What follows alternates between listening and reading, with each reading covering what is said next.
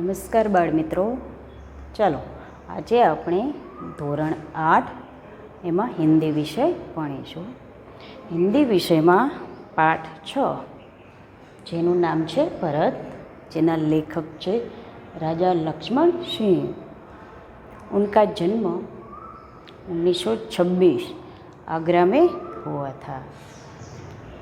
हमने अगले लेक्चर में भी इस पाठ का अभ्यास किया था. तो पहले मैं आपको 2-3 प्रश्न पूछूंगी और आपको उनका उत्तर देना है.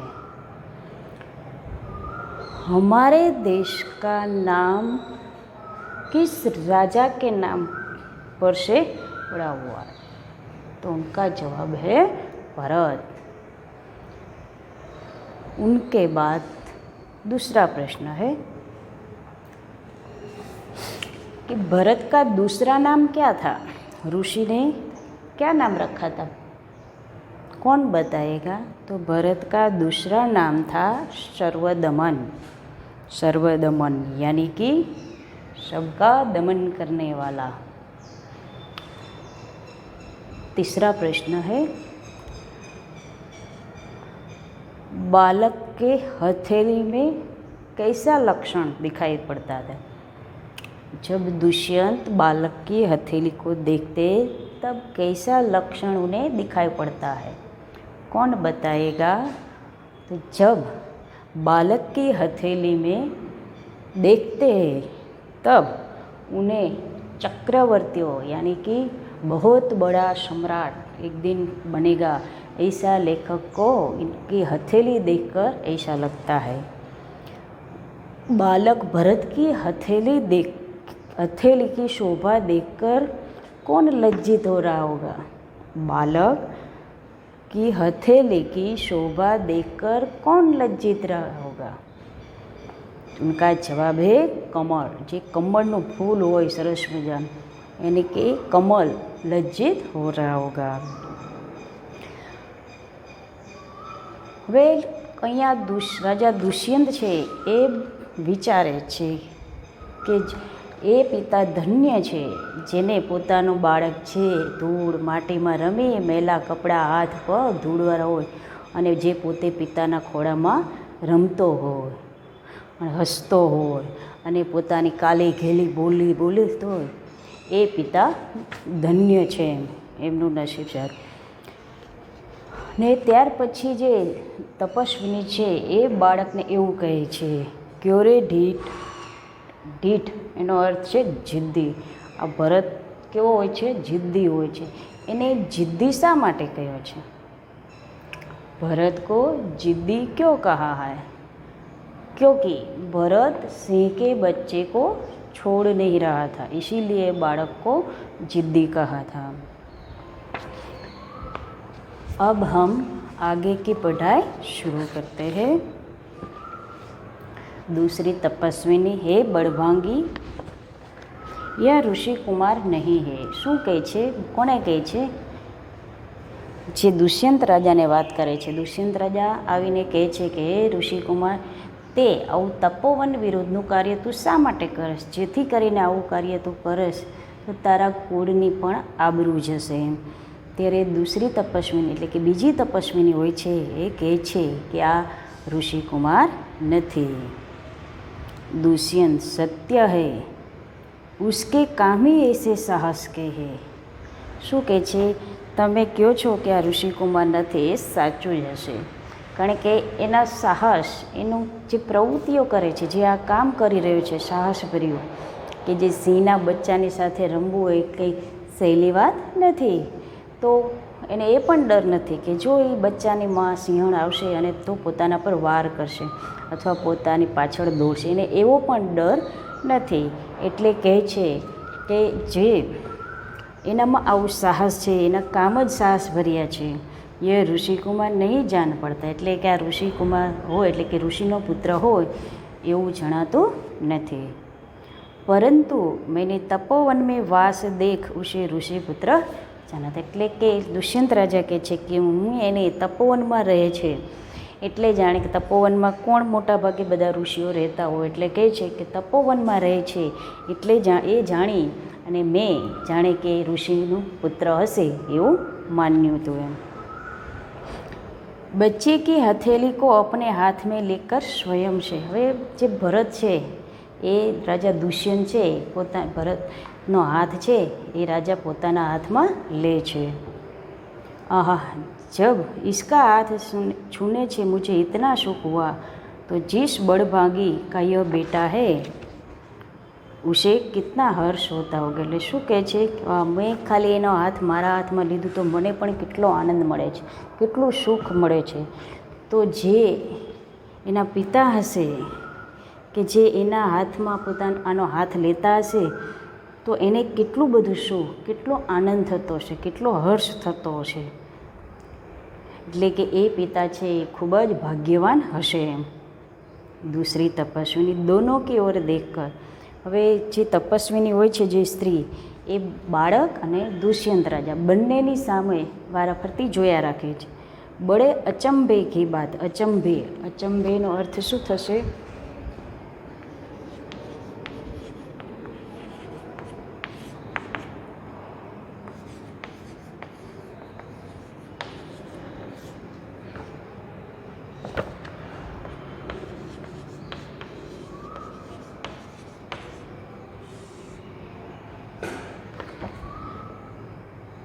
બડે અચંભે કી બાત એટલે કે એને નવાઈ લાગે છે. ભરતનું મોઢું જુએ છે અને રાજા દુષ્યંતના બંનેના ચહેરા જુએ છે એટલે તપસ્વીને અચંભે એટલે કે એમને વિસ્મય, નવાઈ, એને કંઈક નવાઈ લાગે છે. શું નવાઈ લાગે છે એ જોઈએ આપણે. દુષ્યંત તુમે ક્યો અચંભા હુઆ, એટલે દુષ્યંત રાજા પૂછે તને શા માટે નવાઈ લાગે, શા માટે વિસ્મય, શા માટે તને આશ્ચર્ય થાય છે એમ. दूसरी तपस्विनी इसलिए हुआ कि इस बालक की और तुम्हारी सूरत बहुत मिलती है. શું કહે છે, બાળક ભરત જે છે એ અને રાજા દુષ્યંતનો ચહેરો છે એ કેવો હોય છે, એકદમ મળતો હોય છે. એટલે આ જ હોય છે, બેયના ચહેરા મળતા આવે છે એટલે છે તપસ્વીની હોય છે એને ખૂબ જ નવાઈ લાગે છે. ઓર તુમે જાને બિના ભી उसने तुम्हारी बात मान ली. શું કહે છે, તને ઓળખતા નથી તેમ છતાં રાજા દુષ્યંત જ્યારે એક જ વાર કહે છે કે બચ્ચાને તું છોડી દેશે, શા માટે એમને હેરાન કરશે. એટલે જાણતો ન હોવા છતાં તમે માત્ર એક જ વાર કીધું તો પણ એ તમારી વાત માની લે છે. અમે એને ઘણો બધો મનાવ્યો, રમકડા, પણ તેમ છતાં છે અમારી વાત માનતો નથી અને તમારી વાત છે એક જ વખત કીધું અને એ માની જાય છે. એટલે તપસ્વીને છે એ ખૂબ જ નવાઈ લાગે છે. दुष्यंत बच्चे को गोद में उठाकर, हे तपस्विनी जो यह ऋषि कुमार नहीं है तो किस वंश का है. હવે દુષ્યંત રાજાને મનમાં પ્રશ્ન થાય છે, જો આ ઋષિનો પુત્ર નથી તો આ કયા વંશ, કયા કુળનો છે એમ એવો એમના મનમાં પ્રશ્ન થાય છે કે આ કોનો પુત્ર છે એમ.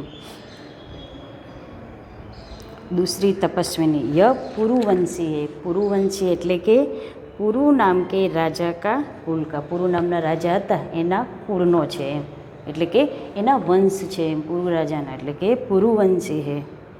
દુષ્યંત સ્વયં છે એટલે પોતાની જાતને જ. इसीलिए इसकी सूरत मुझसे मिलती, એટલે રાજા દુષ્યંત છે એ પણ પુરુવંશના જ હોય છે એટલે એમને એવું લાગે છે હા એટલા માટે તો કે એની ચહેરો અને મારો ચહેરો છે એ બે મળતો આવે છે. बच्चे को गोद में उठाकर, पुरुवंशियों में यह रीति तो निश्चित है कि युवा अवस्था में वे महलों में रहकर पृथ्वी की रक्षा और पालन करते. પુરુવંશમાં એવો રીત રિવાજ હતો કે જ્યારે યુવા અવસ્થા હોય ત્યારે એમને શું કરવાનું, તો કે યુવા અવસ્થા હોય ત્યારે મહેલમાં રહેવાનું અને પૃથ્વીની રક્ષા અને એનું પાલન કરવાનું, આવો એમનો રીત કહેવી અથવા તો રિવાજ પણ હતો. જ્યારે વૃદ્ધાવસ્થા આવે ત્યારે શું કરતો કે વૃદ્ધાવસ્થા અને પર वन में जितेंद्रियों तपस्वियों के आश्रम में वृक्षों के नीचे कुटी बनाकर रहते थे. જીતેન્દ્રિય એટલે કે જે આપણી ઇન્દ્રિયો બધી હોય છે એના પર જીત, એટલે પછી કહે છે ને છેલ્લે વૃદ્ધાવસ્થા હોય એટલે આપણે અત્યારે કહેતા હોય છે ભક્તિને આવું બધું કરવું પડે, ભક્તિ ભજનમાં ને એમાં. તો કે પુરુવંશમાં પણ જ્યારે હોય ત્યારે શું કરતા, તો વૃદ્ધાવસ્થામાં તપોવન હોય એટલે કે વનમાં જઈ અને આશ્રમમાં વૃક્ષની નીચે કુટી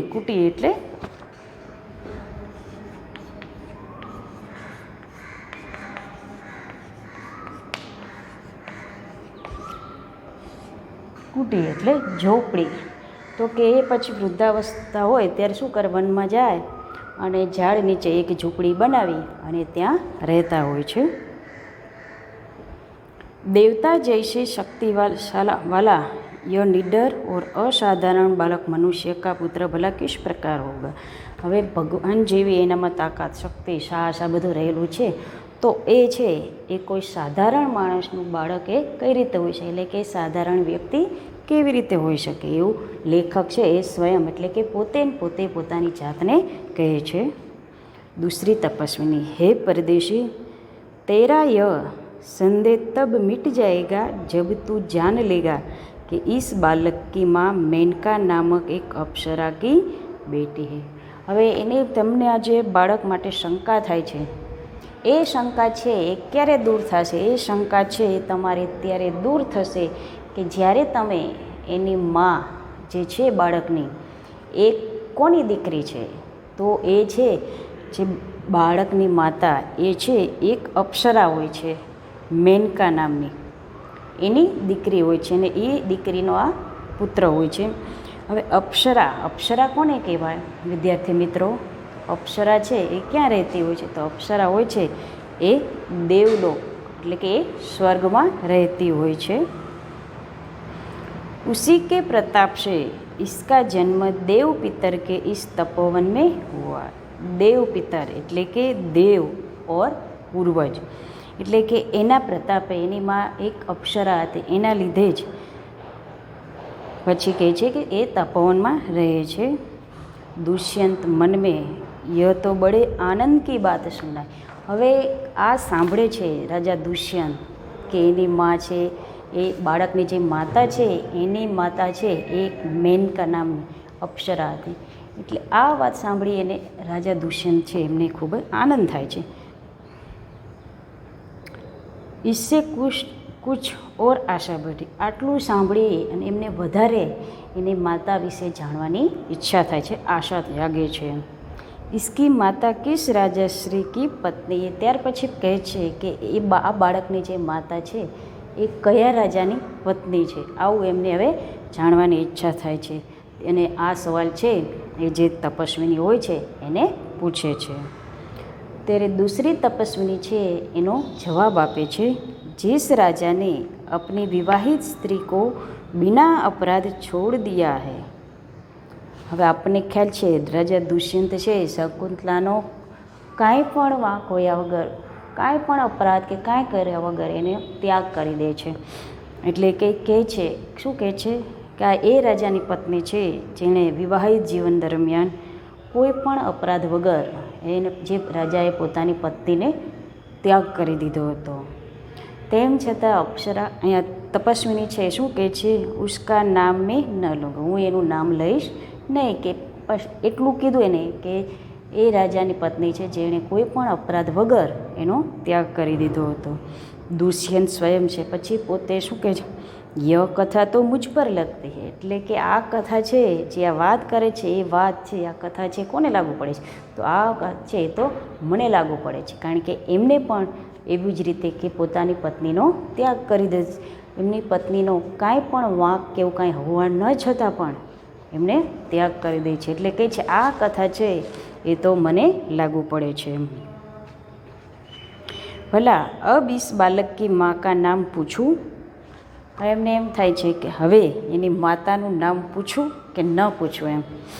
પહેલી તપસ્વીને મિટ્ટી કા મોર લેકર આવી રીતે વિચારતા હોય છે કે આ કથા છે મને લાગુ પડે છે.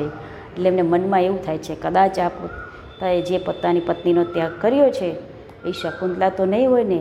આવા બધા સવાલો થાય છે. ત્યારે ત્યાં જ હજી બીજો કાંઈ પ્રશ્ન અથવા તો કાંઈ પણ વાત કરે એ પહેલાં ત્યાં જે તપસ્વીની હોય છે એ જે ભરત માટે જે માટીનો એક મોર બનાવેલા જે રમકડા હોય છે એ મોર લઈ અને ત્યાં આવી જાય છે. તો વિદ્યાર્થી મિત્રો, આજે આપણે આ પાઠ છે અહીંયા સુધી રાખીશું. આગળનો હવે જે પાઠ છે તે આપણે આવતા લેક્ચરમાં એના વિશે અભ્યાસ કરીશું. Thank you.